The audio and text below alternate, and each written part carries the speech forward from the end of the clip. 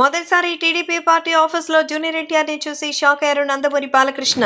చాలా రోజుల తర్వాత నందమూరి బాలకృష్ణ, జూనియర్ ఎన్టీఆర్ ఇద్దరు ఒక వేదిక పైన కలిశారు. అది పార్టీ ఆఫీస్లో. తెలుగుదేశం పార్టీ యొక్క విజయావకాశాలను అంచనా వేసుకోవడానికి అందరూ వెళ్లిన నేపథ్యంలో జూనియర్ ఎన్టీఆర్ ఇప్పుడు పార్టీ ఆఫీస్కి వచ్చేసరికి బాలయ్య బాబు షాక్ అయ్యారట. So Nandamuri Balakrishna, junior NTR TDP party ఆఫీస్లో చూసేసరికి ఆశ్చర్యపోయినట్టుగా తెలుస్తోంది. తెలుగుదేశం పార్టీ అఖండ మెజారిటీతో గెలవాలని అందరూ ఎంతగానో కృషి చేశారు. రాజకీయ పరంగా ఎన్ని రకాలైనటువంటి సేవలు చేయాలో అన్నీ చేశారు. తీరిక లేకుండా ప్రజలలో తిరిగారు. ఎన్నో బాధలు పడ్డారు. మరి చాలా చోట్ల అయితే రక్తగాయాలే అయింది.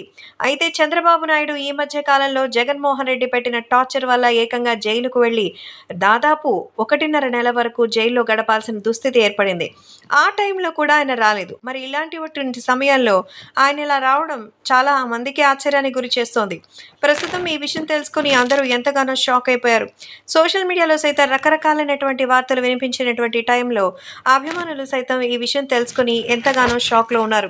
జూనియర్ ఎన్టీఆర్ తెలుగుదేశం పార్టీ కోసం రావడం చూస్తుంటే ఎంతో సెన్సేషనల్గా మారుతోంది. అలాగే అభిమానులు కూడా వీటికి సంబంధించిన విషయం తెలుసుకుని ఎంతగానో ఆనందం వ్యక్తం చేస్తున్నారు.